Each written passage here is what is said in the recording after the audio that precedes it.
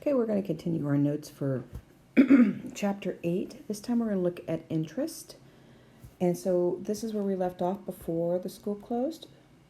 All right, so let's review simple interest. Remember, simple interest is when it's adding the same number every single time. And so the interest is based upon the original value. All right, so Jacob invests $2,500 in a bank where he earns 3% annual interest. Simple interest. Annual, by the way, means year, every year. How much will he have in his account after 3 years and after 12 years? All right, so the first thing we need to do is we need to find what's called the common difference, and that's the slope. And the way we do it is we take 2,500 times 3%. But it's kind of hard to do 3%, so let's change that to a decimal. If you've forgotten how to change a percent to a decimal, if you want to change a percent to a decimal, there's two ways to do it. You can move the decimal 2 places to the left, or you just take it and divide it by 100. All right, so it's 0.03. All right, and I'm going to pull my calculator up. Clear my calculator, and 2,500 times 0.03, and that's $75. So it's growing by $75 every year. Then, I'm trying to get this to go down there. Okay. There we go. And the B is our initial investment. Well, that's our initial investment is the 2,500. So our equation would be T of N equals 75N plus 2,500, where N represents the number of years. So for 3 years, that's T of 3 equals 75 times 3 plus 2,500. All right, let's bring that calculator back up, and I'm going to put it over here this time. 75 times 3 plus 2,500, and that gives me 2,725. Now we also want it for 12 years, so T of 12. Same thing, 75 times 12 plus 2,500. 75 times 12 plus 2,500. And that's 3,400. Okay? All right, now let's talk about, let's see if I can get this out of the way real quick.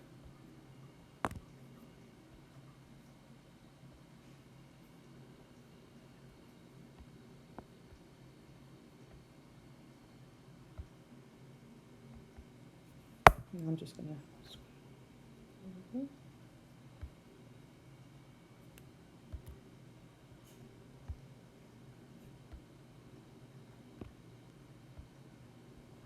swipe it up, I guess. If it'll swipe up, there we go. All right, still learning about how to do all this, guys. If a bank compounds interest, the amount of money in the account grows exponentially. Okay. Now this is the formula for compound interest. The thing about compound interest, guys, is the interest is generally given to you as a yearly rate, but sometimes we're going to break it up into equal portions throughout the year. And that's the value of P that's in that formula. Annually means you're doing it once a year. Semi-annually means you're doing it twice a year. If it says it's quarterly, that's 4 times a year. Weekly is 52 times a year. And daily is 365. And generally, the more you compound something, if it's at the same interest rate, then it's going to earn more money. All right? So we're going to do this, excuse me. So we still have the same A, which is our initial investment. Our interest rate as a decimal. P is the number of compounds per year. And N is P times the number of years. Okay? So we're going to use those. So let's do our first example. All right, so Bob invests $1,200 in a bank where he earns 5% annual interest compounded quarterly. How much will he have after 2 years? Okay, so off to the side here, I'm going to take that 5%. That's my R. I'm going to change that to a decimal. Okay. Now, because it's compounded quarterly, that's my P. So P is equal to 4. So to get, I'm going to take my interest rate and divide it by 4.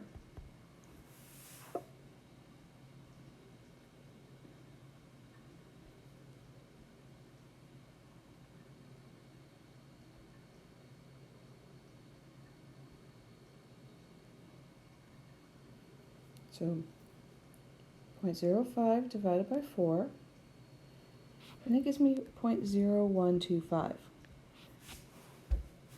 So in our formula,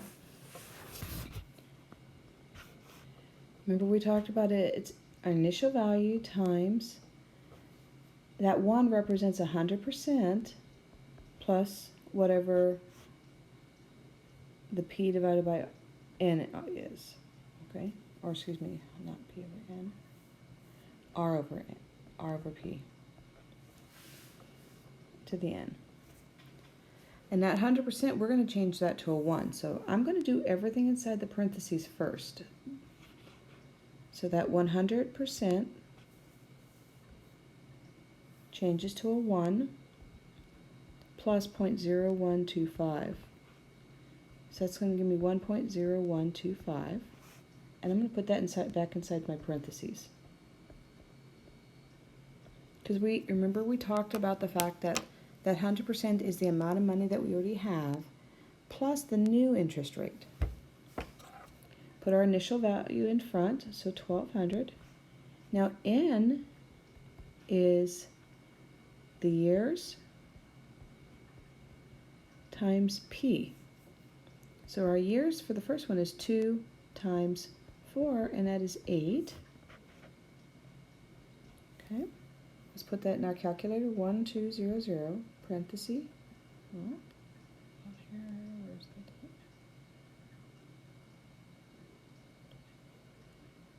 the 1.0125.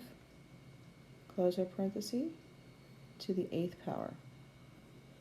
And so we'll have $1,325.38. We're dealing with money, so it's 2 decimals for this one. Now to do it for 10 years, the only thing we're going to change is the N. Everything else stays the same. So for 10 years, now it's going to be 2 times 10, or 20. 1,200 times 1.0125 to the 20th power.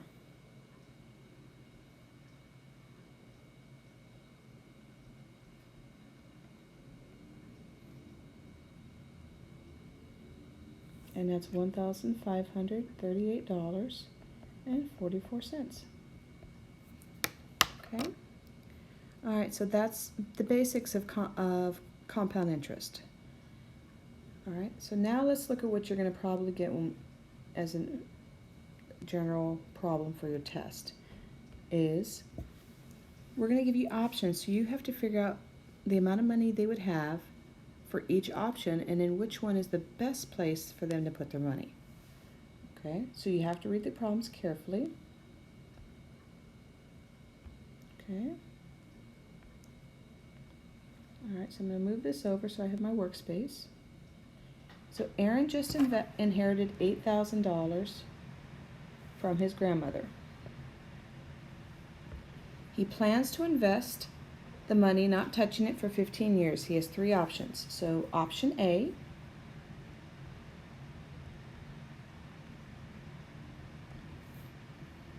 is 7.5% compounded monthly.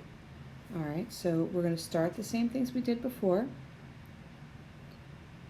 All right, so it's 100, so it's going to be 7.5%.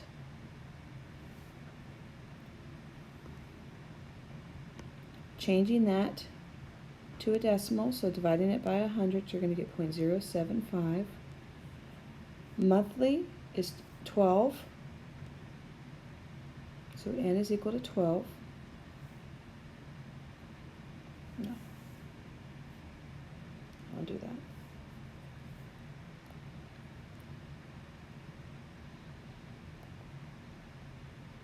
Okay, so now I'm going to take the 0.075 divided by 12. And you want to use the whole decimal here, guys, 0.00625. I'm going to add 1 to that, because that's that 100% we start with.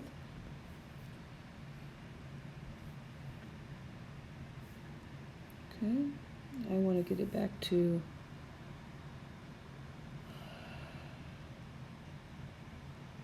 I don't want to use it.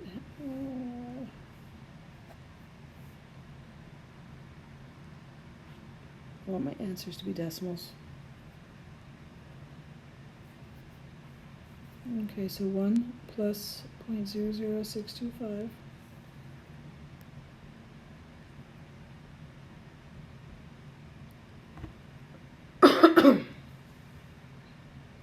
Then we take our initial value of 8,000 times, this is our multiplier,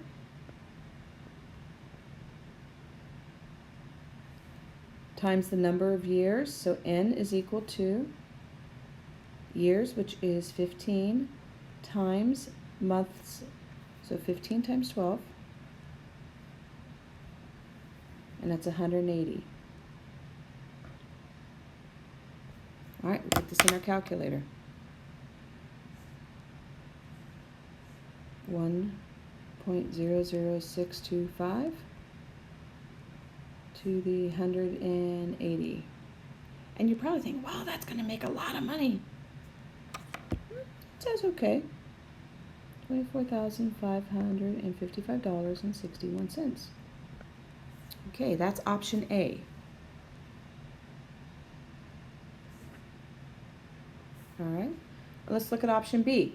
This time he's going to earn less interest, but it's going to be compounded weekly. So we're going to do exactly the same steps, but now we're going to look at it weekly. Okay.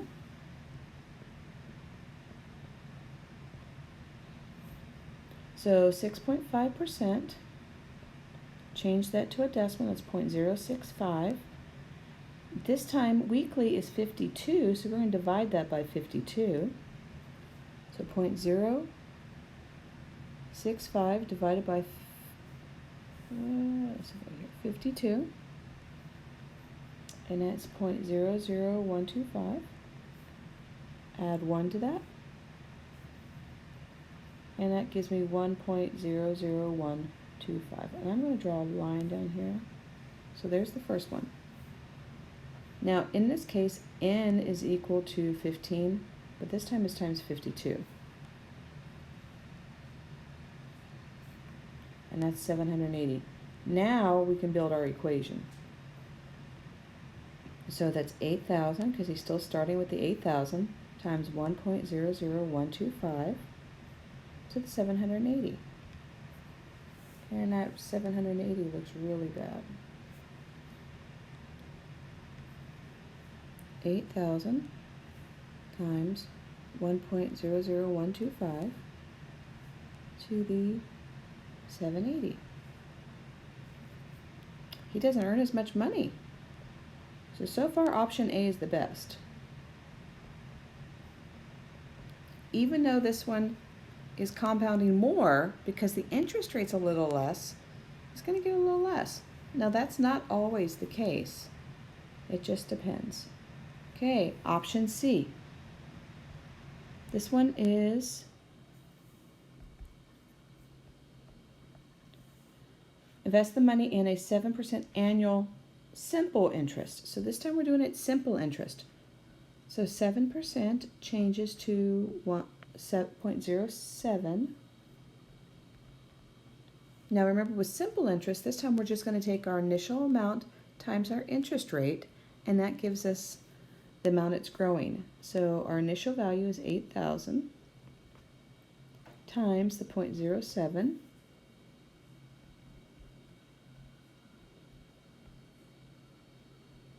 And that's 560. So it's growing $560 a month or a year. So my equation is going to be initial value. Oh, hold on here.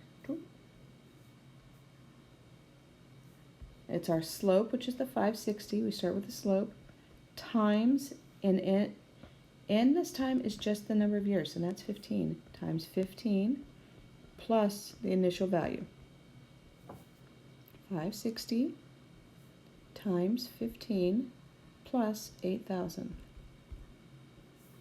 And that's 16,400. Still a pretty good increase, but he should go with option A. So now you have to make a decision and you have to justify it. The decision is Aaron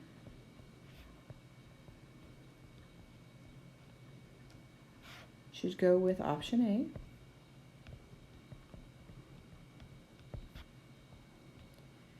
Because, and you got to justify, he will earn,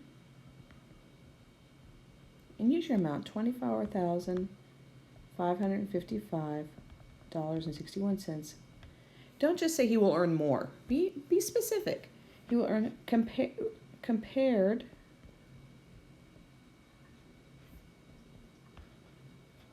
to option B. And you could put here, you could put the percent like 96.43. And option C.